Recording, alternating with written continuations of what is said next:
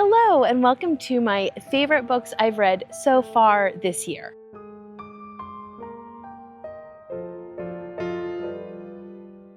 So if you've been with me for any amount of time, you'll know that the fantasy genre is one of my most favorites. So I'm going to go ahead and start with The Forgotten Beasts of Eld by Patricia McKillip. In this, we have Cybele. Cybele is living in a very remote castle with very extreme environment with beasts, and they're beasts of old time, and she actually has been taught the skill to be able to communicate with them in her mind telepathically, and so she is kind of the beast keeper. She lives a very solitary life.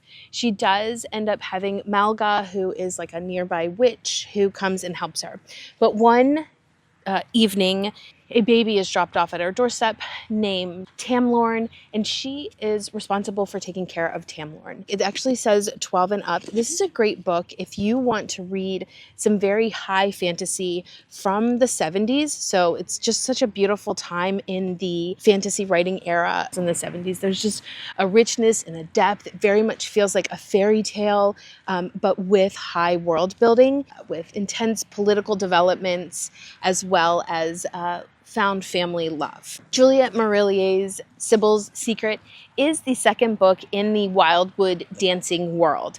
So it's not necessarily a sequel, but I would recommend, because of what we find out, that you would read Wildwood Dancing if you want to. Read that first.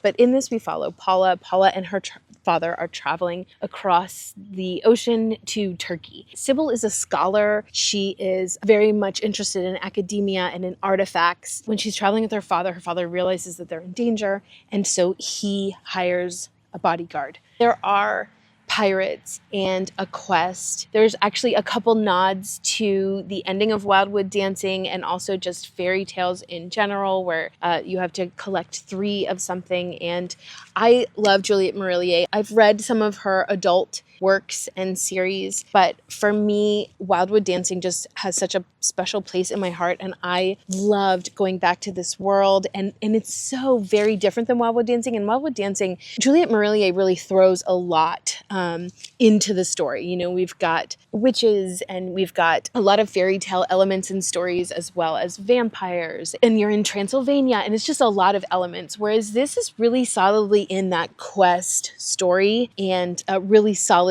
set in Turkey. There's not a lot of moving among portals.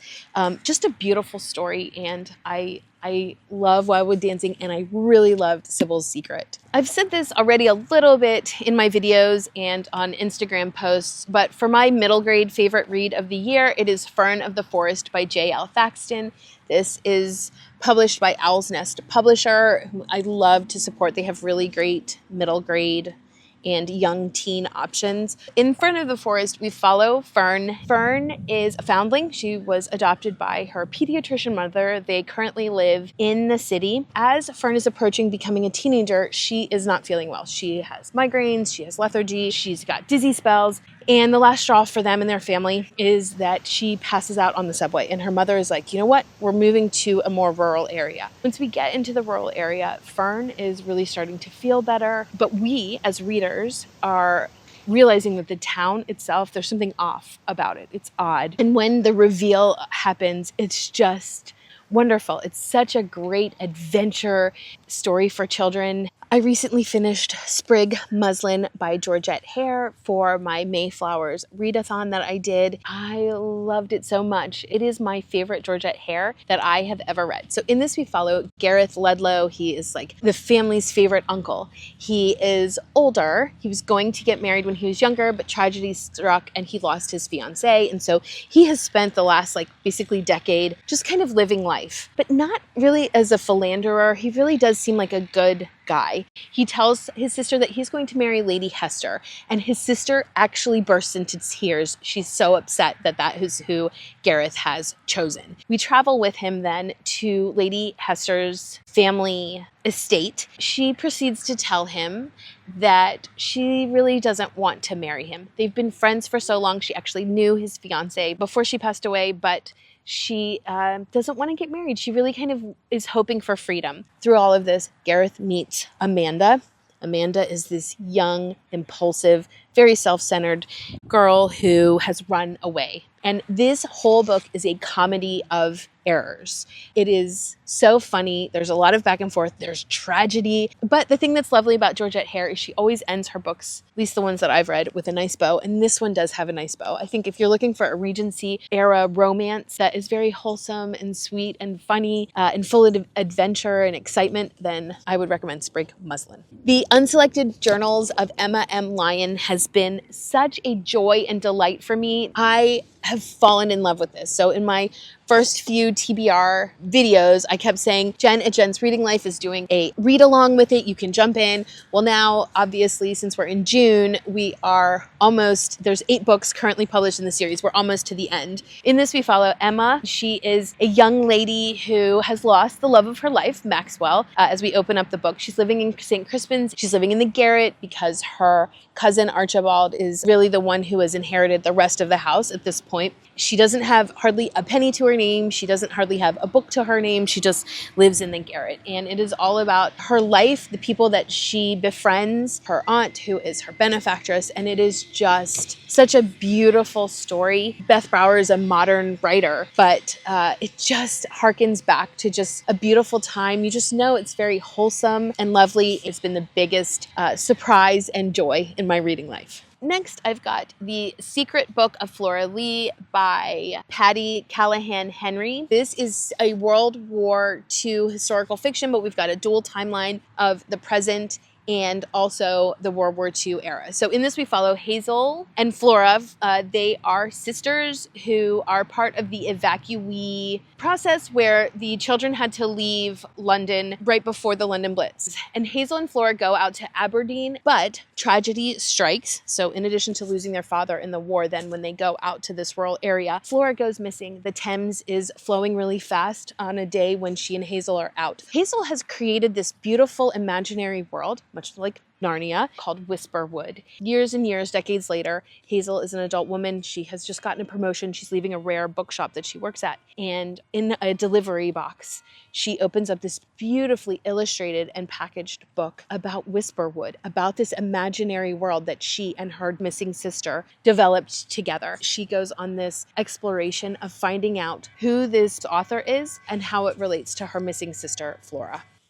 As part of my reading goals this year, I wanted to read bigger books, and I'm so happy to report that one of those bigger books made it onto my favorites list. So I read The Mask in the Mirror by M.A. Carrick. This is Rook and Rose Book 1. Now, I will say, it is 700 pages, just the first book of the trilogy. It is very high fantasy, a lot of politics. So I actually listened to it and read it at the same time for a very immersive experience. And that way too, I could really get a feel for the characters and how they were all connected, because when you start out, it very much has a lot of characters. So listening to it and reading it at the same time helped a lot. But I loved Mask in the Mirrors. It is adult. There is no open door romance, at least not in the first one. There's a little tiny bit of just potential romantic interests, but for the most part, it is all about political intrigue and just a really intriguing magic system. I also absolutely loved The Raven Scholar by Antonia Hodgson. This actually just came out in April. I got an advanced audio arc, but again, it is a 700-page book.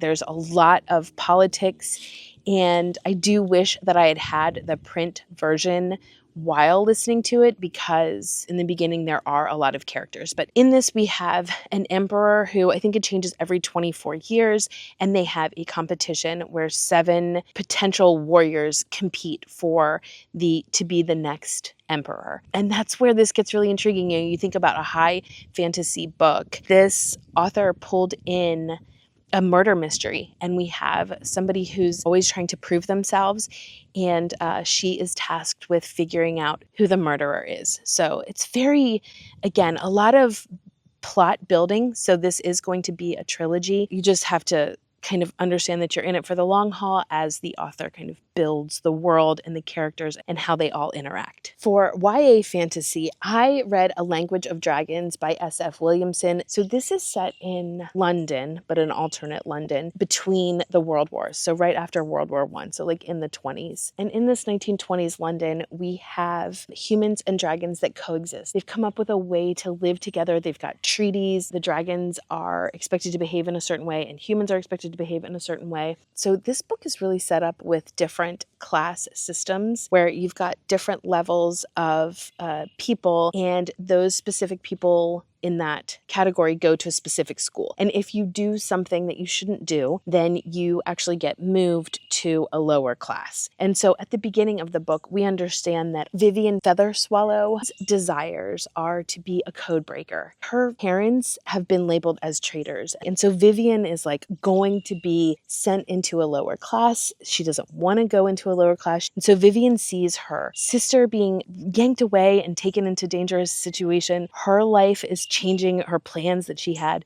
And so she makes this very impulsive decision. But instead of her joining her parents in incarceration, she gets a deal with the prime minister that she gets to go to this special school for code breakers. And Vivian takes it. And the other kids who are also there as code breakers also have their families kind of held in a vice grip where they feel like they have to make certain decisions based on what the government wants in order to keep their families protected. It very much feels like dark academia, and I'm excited to read the second one. I talk so much about my love of cozy fantasy and my search always for cozy fantasy, and I read The Teller of Small Fortunes by Julie Leong this year, and I loved it so much. We've got Tao, who rides around in a caravan with a donkey, and she connects up with a baker and then two men who are like thieves, but they have good hearts, but they are thieves. And she finds out that one of the men, his daughter has gone missing, and he is determined to find her. And so she decides to help him. She, Tao, has this ability to tell what she calls small fortunes. She learned at a young age that telling people's future, as long as you keep it small and contained, it's manageable. But when you share future aspects of people's lives that have big impact, it can be painful and cause people to resent you. And so we dive into Tao with her found family traveling around the caravan. We also dive into Tao's background and how she did learn this lesson about how she needs to keep telling her small fortunes small. There's a little bit of magic in it with mages that are kind of continually coming in and kind of calling Tao. And we learn that Tao does have a history and a background, but it is a pretty cozy novel. It doesn't really try to bite off more than it can chew, and just a nice warm fantasy. I have talked so much about this series, but I have absolutely loved Catherine Arden's Winternight trilogy. It starts with The Bear and the Nightingale, and then we have The Girl in the Tower, and then the last one is The Winter of the Witch. This is very much set in, I think, 14th century Moscow. It is very much a juxtaposition of old folklore and legends and god systems up against the newer Christian systems that were brought into Russia during that time. We follow a young girl named Vasya, as well as we have a winter god and a Christian priest, a family that's very close-knit, and we just travel through Vasya's life. The Bear and the Nightingale is the most well-known, but I finished the whole series and read The Winter of the Witch, and I loved it so much. It's my favorite book in the series. I don't know if it's because I was so attached to the characters by that point that I was just very invested in the story, but I love how Catherine Arden pulled things even from the first book in the trilogy, pulled it around into this last one and just wrapped it up. And it just was such a fun ride, and I absolutely loved the third book the best. Anna and Her Daughters by D.E. Stevenson was one of the books that we read for the Cozy Reader Book Club. I have read D.E. Stevens before and didn't completely enjoy it, and so I had some apprehension about reading Anna and Her Daughters. but I actually loved it. It's a very fast-paced story. We've got Helen, Rosalie, and Jane who end up leaving London with their mother, Anna, because after Anna's husband, their father, has passed away, it turns out that they were not good stewards of their money and they didn't have enough money. And so the mother is like very resolute and not concerned about it. She's like, you know what? We will sell everything and we will move to a cottage in Scotland. And they moved to Timble Cottage. It sounds like a lovely little cottage. And each of the girls sort of finds their own way. Helen finds her way. Rosalie gets a job. Jane ends up working with a writer and like kind of uncovering past people through writing their stories. It's just, I really love it. This has some bittersweetness to it. There is a bit of redemption in the character arc, and it was just so fun. So if you haven't read D.E. Stevenson, I would recommend trying Anna and Her Daughters as an option. My favorite book that I have read so far this year is Braiding Sweetgrass by Robin Wall Kimmerer. This is indigenous wisdom, scientific knowledge, and the teaching of plants. And it's so much more than that. This book is fantastic. So I'm not usually one who enjoys essay style books, but this book was such a delight. I could have underlined the entire book. I definitely want to reread this book. I feel like I just want to have it on repeat and maybe go through it with tabs and with underlining and with commentary, because there's just so many gems in here. Not only is the prose lyrical and lovely in this, it's also just so thought-provoking. She has it divided out into the different steps that it takes that sweetgrass is used for. It's just lovely. I cannot stress how much I would recommend that everyone read this book. It is just one of my top favorite books, not only of this year, but possibly ever. Thanks so much for watching, and until next time.